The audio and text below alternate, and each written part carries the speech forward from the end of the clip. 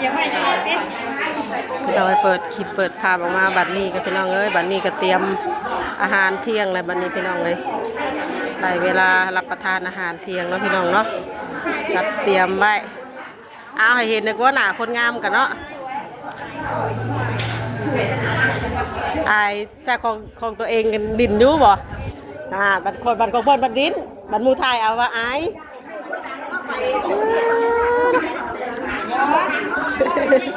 ถ่ายผู้สาวกันถ่ายแน่เนาะพี่น้องเนาะ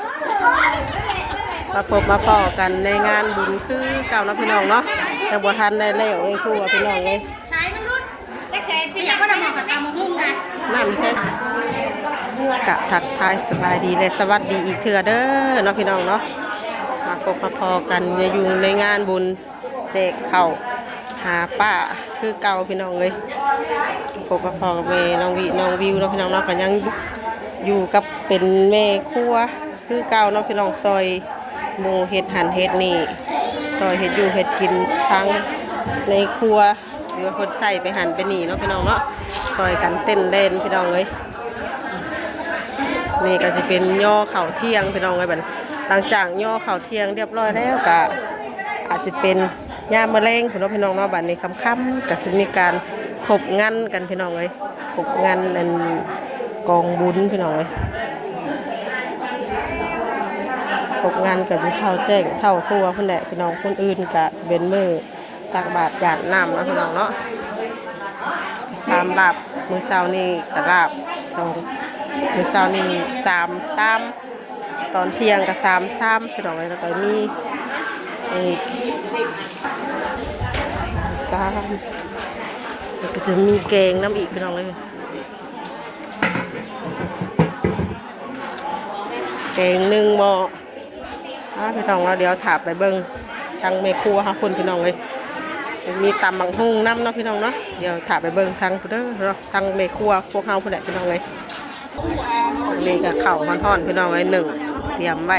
เข่าท่อนนี่ก็1มัดมือเลยพี่น้องเลยทานมือเลย1เข่ากันสวย1 ต่อสวย1 ต่อเลยตอนนี้ทักจิบาจักหมอนับกับบคู่ได้ค่ะมานี่นับบคู่มาเข่ากับซองกระทังเลยซองแม่กระทังนักกระลุ่มกระลุ่มซะกำลังเริ่มทำพิธีพี่น้องเลยเดี๋ยวให้เพิ่นเดววิธีเดวจังย่อเข่าเนาะพี่น้องเนาะพี่น้องมาเบิ่งมือ10มือเอียงกระทะเด็กง่ายที่แบบนี้เนาะมาเบิ่งตำบักฮุงพี่น้องเลยทางแม่ครัวเฮาง่ายก่อนเปลี่ยนพื้นที่แม่ครัวอันดับ1เรื่องส้มตำ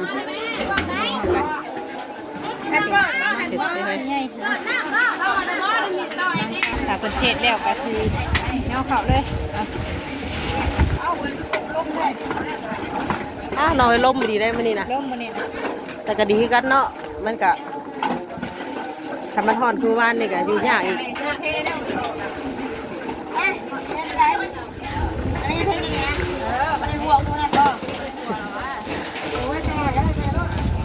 เฮ้ยโคกใหญ่มี2 โคกเลยวันนี่เอาที่นี่ใช้เปิดรับพี่ลุงมันถูกจะมาทำซอยกันนะลมแห้งลมเลยโอ้ยบุบบับอยู่ที่เพตังฮะอันไหนบะลมอยู่แล้วโอ้เพมาหน่อย1ดิน้อยบ้าพ่อบ้าบ่ฮ้อนล่ะนี่ดูมาลายดิแค่ตังค์สิบลูกแม่ขึ้นไปกับไปวัดเดิมแม่วัดมูนมาข้าวถั่ววัดมาก็มาแล้วข้าวถั่วล่างถั่วแล้วมาก็มาล่างถั่วมากันตั้งมาทำไมไม่มาจ่อย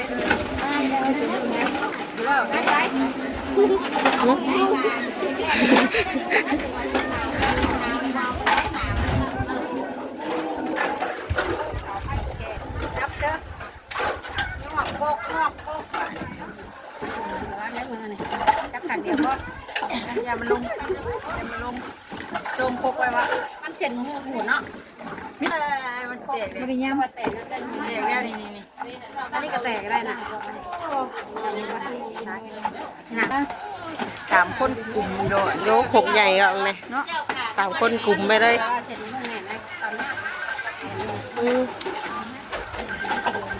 ไปโทรตามนะบัน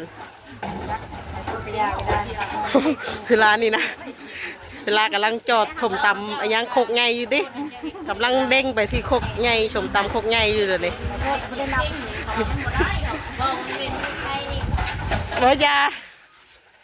อย่านะเขาจะเด้งมาทางนี้นะถูกกับสากกับโบปันไดเนาะไอ้ฉากกับโบมันโบเข้ากับปันได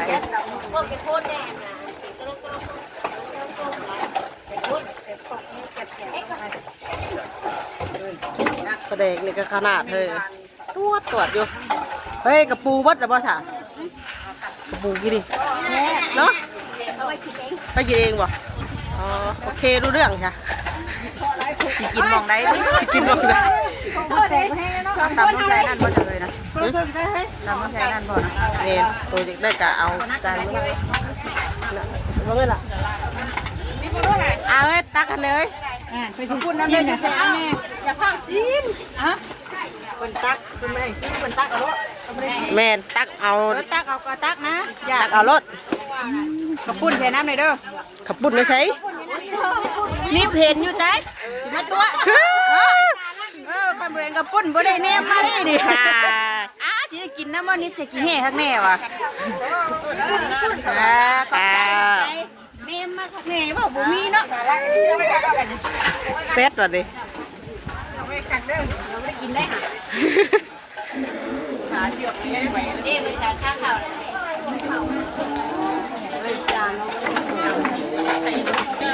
เอายังเลย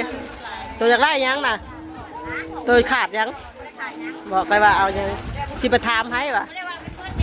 พอแต่มันแซ่บนะเดี๋ยวนี้นะขาดยังก็สิไปหามาให้นะ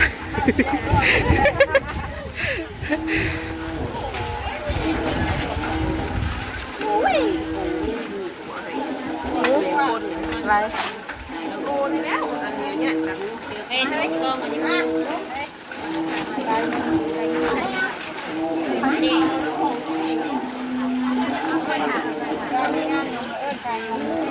สายยมโมเมนต์สายฟ้าที่สายยมยังอ่ะได้มากระเจี๊ยได้มากระแล้วได้มากระเสกเฮ้ยได้มากระตินบอสจะไป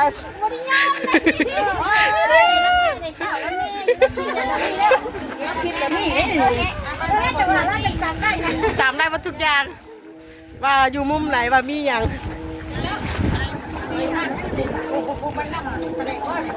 เล็กกว่าเขาจะเข้านั่งนอนนี่มันกูพวกกูนั่งประเด็นเลย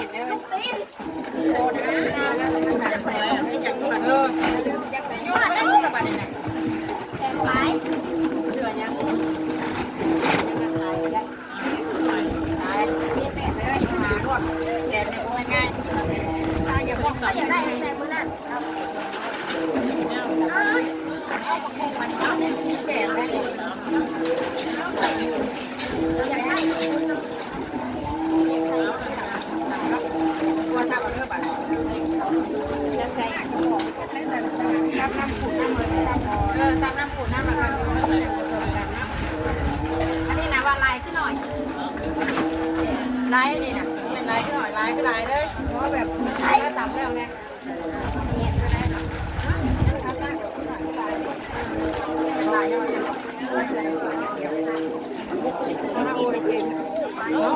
หลายคุกเลยอย่างนี้ซึ่งว่าคุกที่สองก็เริ่มอ่อนเลยเนี่ย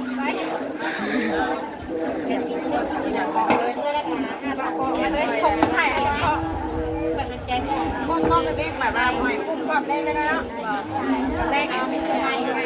เป็นวัดแล้วทำอะไรคงนี่เลยแต่ว่าได้เราทำเนี่ยเราทำ แต่เราได้กินเวลาเนี่ยใส่แล้วสักกินลายบนตุ้ยแม่4ลายประมาณเป็นว่าดีแต่เบื้องทางแรกมันพี่ก็จะอยู่พอบ่เราจะมุดตุ้ยลายมีแต่ไม่ต่อแล้วบ่เลยบ่ลายบนตุ้ยลายบนพี่4ลายประมาณ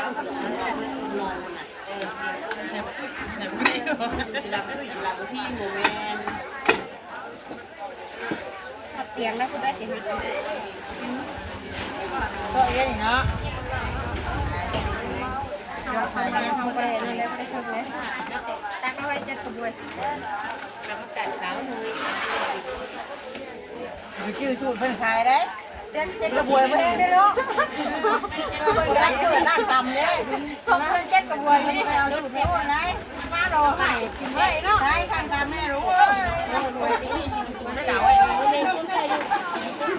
จะพูดได้ก็แบบคงก็ได้คงไหนก็จะได้แซ่บก็ได้เอาใส่ผักบัวให้เสร็จใส่เถอะ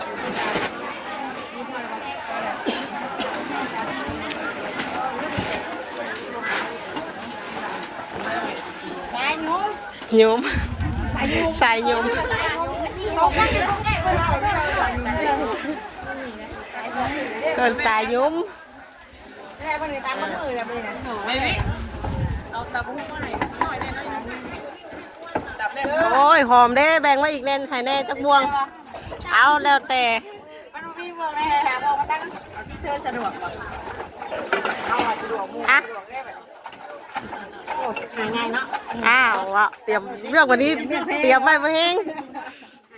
ง่ายเด้อเอาบ่ดิไปหน้าด้วย นั่นแหละโรยหน้าโรยตาเอาอีกบัตรหนึง เอายังบัตรนึง ส้มตำแหละ เฮ็ดบ่ไทย ให้อีกบาทนึงสักเดียวก็เลย ก็ฉันกำลังเรียนว่าไทยอ่ะ อะไรเรียนว่าไทยบ่ กำลังเรียนว่าไทย ได้สำไรแล้วนะ อีกบัตรหนึ่ง เอาอีกบัตรนึงต้องตำ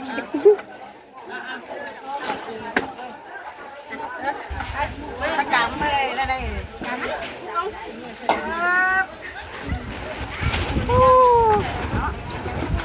ให้จองเนี่ยเราได้กับคนไปนั่ง เนาะเนาะ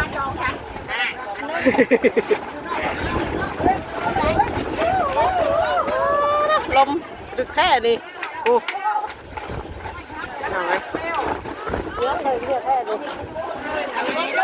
ลมเลยโอ้สุดยอดเลยกูลมเนาะเอาอีกอันหนึ่งเนาะต้อง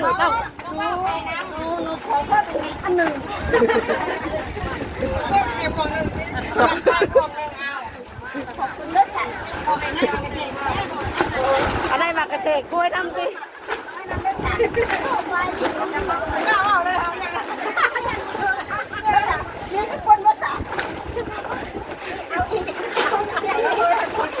ข้าวปุ้น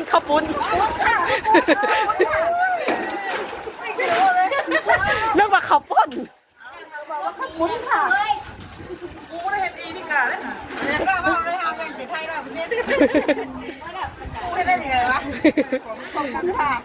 ไปจนได้สั่ง ไปเฮียนมาเถอะ ไปเรียนจบมากี่ดีเลย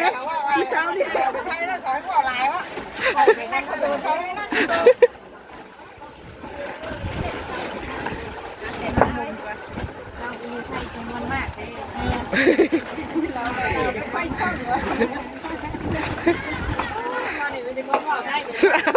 งานอะไรฮะ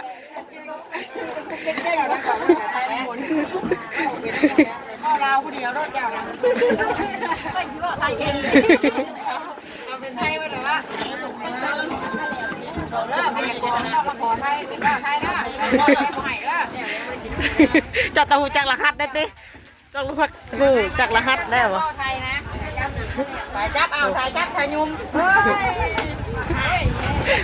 หลักตอกๆแล้วโคกกันหน้าต่ำกัน ใครรู้ได้คนนึงเลย น้อยกับพ่อได้ยุ่มกับพ่อได้ที่ยางกันแล้วมาขายพ่อจะได้ก็พ่อทำเป็นที่ขายตามได้พ่อเลือกก็เลยเนาะเป็นเพื่อนกันแล้ววันที่เดียวได้ออกตรงนั้นเลยที่เดี๋ยวรู้ทำเลยตรงนี้ ไปฉายาเฉยคนนึงเป็นนักเก็ตตัวตัดกบไป ลูกกุ๊กแตกห้องกุ๊กแตกเนี่ยลูกมุก เล่าตัวเดียวแยกก็ตัวอย่างงานนี่ต้องขอบคุณมากเดีย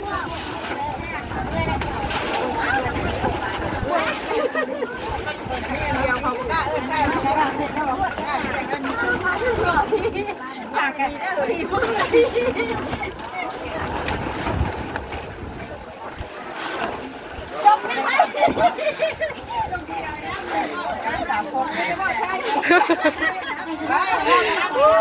อยู่ไกลมูแท้เนาะ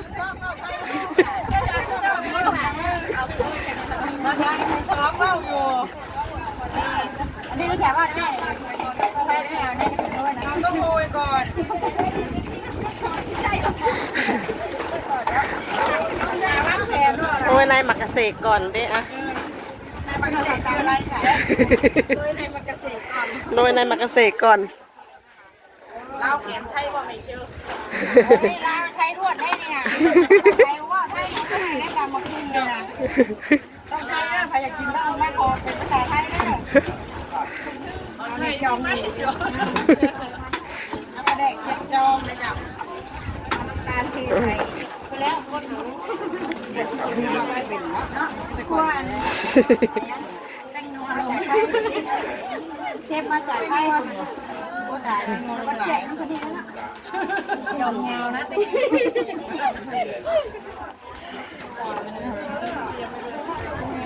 การจองนะจองยาวนะ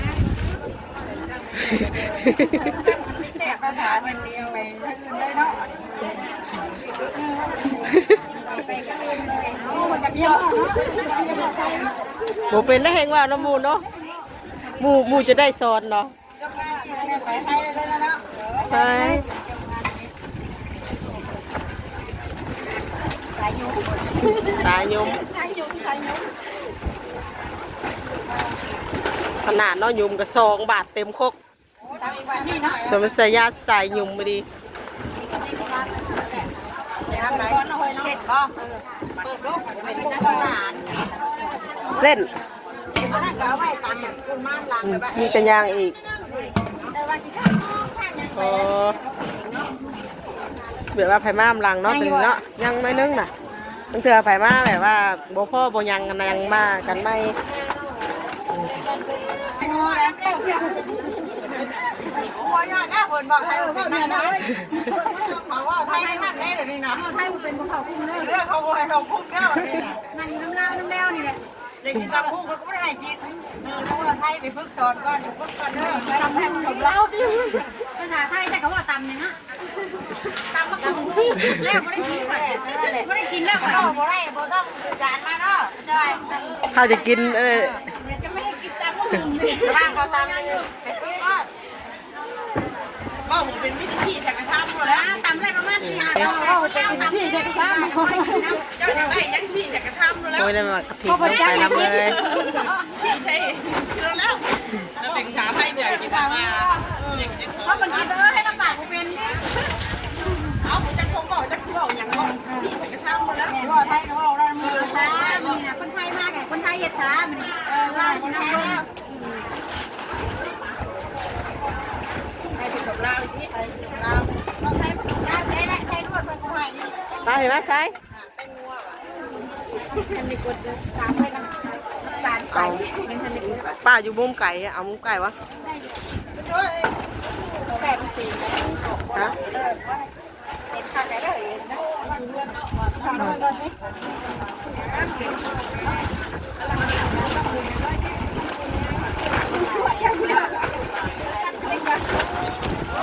สายยม ยังไงเว้ย ยมบังฮุงเก่งจนเขาตั้งสายย่าให้ว่าสายยมพี่น้องเลยสายยมสายจับ เฮ้ยจำได้แต่หลายคนเลยเนาะว่าจะว่าไทยกันลืม ได้หลายคนตื่นแต่เนี่ย ได้หลายพกเสิร์ฟแล้ว จำก็ได้แล้วต้อง ขึ้นได้เลยขึ้นยอดอะไรนี่เนาะไทยกันแล้วเหรอ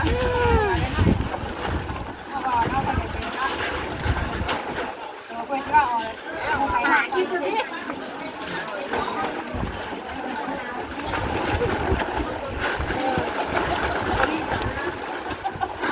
งานไหนก็ว่าไปถ่ายอย่างศึกษาก่อนเลย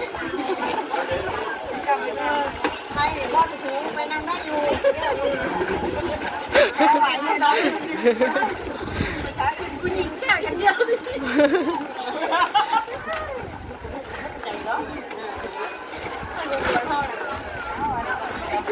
คนในการที่เนาะ ทำเป็นครบชุดใต้บ่อยป้าเนาะเบิ่งสีสันกันหนากินดีได้พี่น้องเลยพี่สีมือสาวทองสายกินพี่น้องเลยงานไหนงานนั่นเราต้องบ่พลาดเรื่องตำบังฮงของเราเนาะพี่น้องตำแล้วจน ตำจนสิ้นเปิดร้านได้เลย สีมือของเพิ่น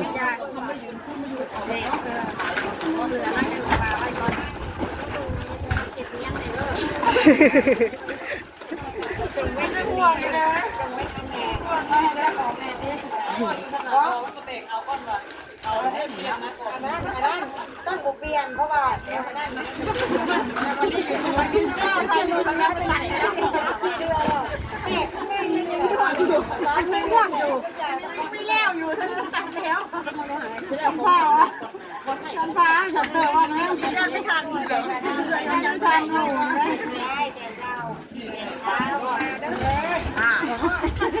ไม่ยากแล้วแล้วเรียบร้อยเนาะพี่น้องเนาะบัดนี้จัดรอเตรียมย่อเขะคนเนาะพี่น้องบัดนี้เนาะนี่แหละพี่น้องไอ้ครัวกับแม่ครัวเนาะมีแต่หมู่พวกตัวเองพี่น้องไอ้เว้าหยอกนัวหัวม่วนกันถ้าผิดพลาดประการใดก็ต้องกราบขอโทษขออภัยหลายๆเด้อเนาะพี่น้องเนาะถ้าพี่น้องไอ้คลิปนี้กับแม่น้องวีก็สิขอจบคลิปไว้ซ้ำนี้ก่อนเนาะพี่น้องเนาะเดี๋ยวพบพอกันในคลิปต่อไปเด้อเนาะบัดนี้ก็สิได้เตรียมทาโยข้าวโยน้ำก่อนพี่น้องเลยโยข้าวเที่ยงเนาะพี่น้องเนาะซอยจะเตรียมในงานเลยพี่น้องเลยคลิปนี้ก็ขอตัวขอกล่าวคำว่าสบายดีทุกผู้ทุกคนเด้อชิมสีสันไม่อยากว่าถึงเนาะหน้าตารสชาติต้องอร่อย เจ็บเนี่ยมาใส่แล้วเนี่ยมาอัด